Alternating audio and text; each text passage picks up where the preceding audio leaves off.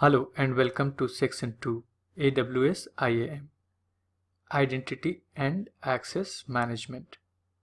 The first lecture is about IAM Overview, that is what and why of IAM. So what is IAM? Let us try to understand IAM with an analogy. Here's a data center. Suppose you are visiting this data center as your guest. Will you be able to perform any action over there? Obviously, no. Now, assume there are 50 employees in this data center. Do all the employees have the privilege to access the area where server, systems, etc. are stationed? Obviously, no. So, activities within the data center is highly restricted as much as possible. Operations staffs, system admins, service managers, data center coordinators, etc. are various roles, and access is provided based on their respective roles. Similarly, your AWS account users must have certain restrictions. Who can enter inside your AWS account and what action he or she can perform over there, and on which resources, services. We can easily define this and control it via IAM, which is an AWS service. These three words can easily define IAM. Who is allowed to enter inside your AWS account? Users, groups, roles. What stands for what actions she is allowed to perform over there. It can be like she is only allowed to view the resources and services in your account without performing any action. A few users can have advanced privileges like administrative privileges as well. Then comes the which part. This defines the resources which are allowed to be accessed by the user, group or roles. Example of resources are EC2 instance, that is your virtual server, S3 simple storage service, RDS, that is relational database service. Conditions. Conditions are optional. It could be like a user is allowed to access a specific resource but only if she fulfills certain conditions. Example, an employee who has resigned and is serving notice period can be allowed to access resources only till his last working day in the company and only from the company network or IP.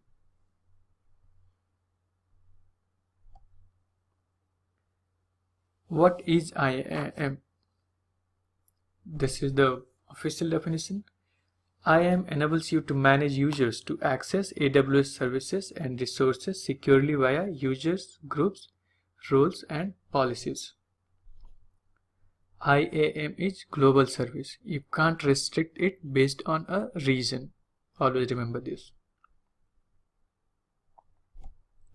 IAM is absolutely free.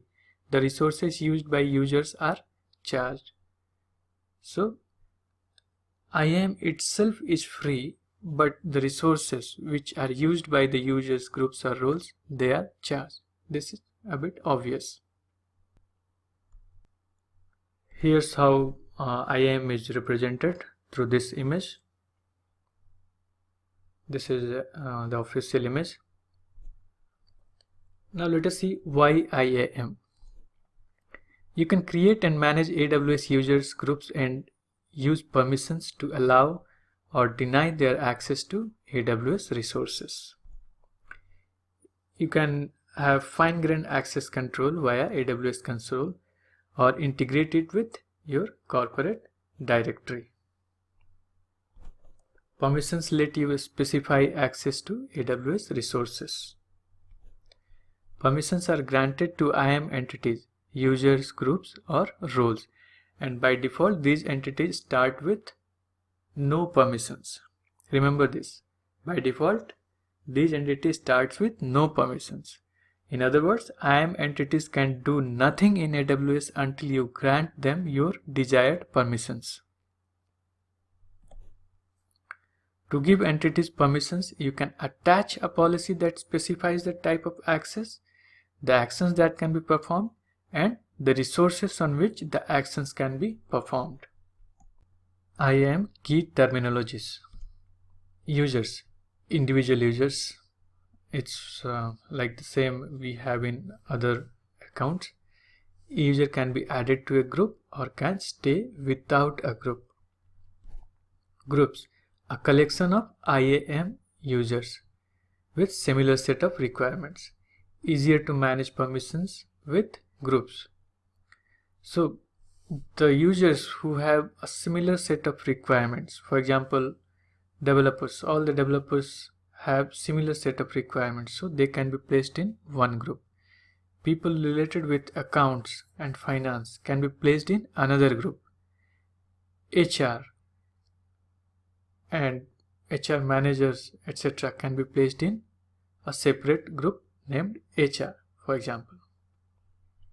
So it's easier to manage users using groups. It's basically a categorization of users. Permissions or policies.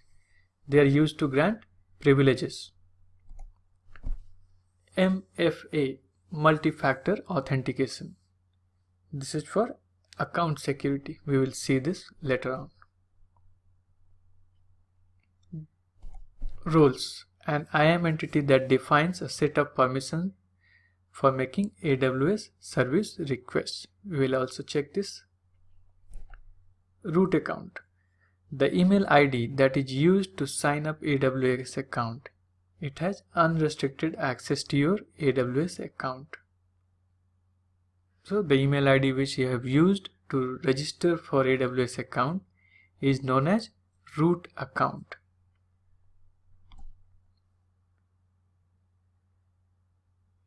Now in the next lecture we will see how to add IAM user and group.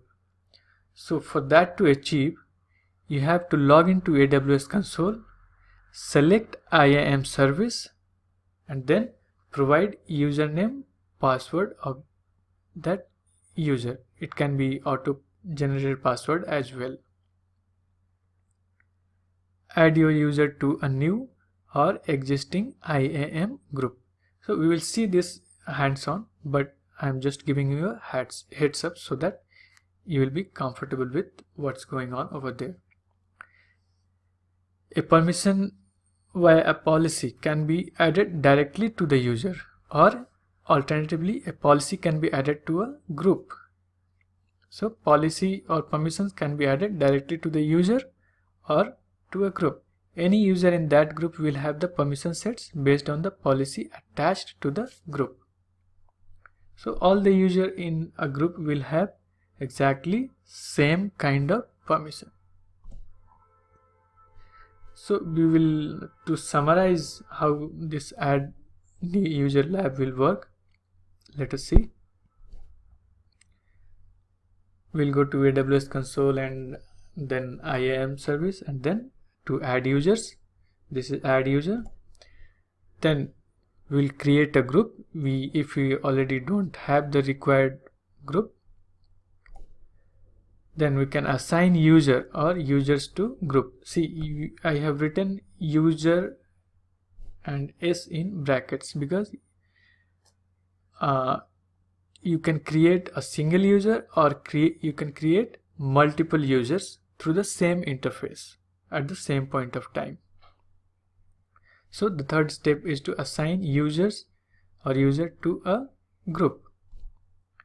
Then we can create policy, then assign that policy to a group or to a user. And finally, the user can access AWS console based on his whatever has been authorized for him. So thank you and see you in the next lecture.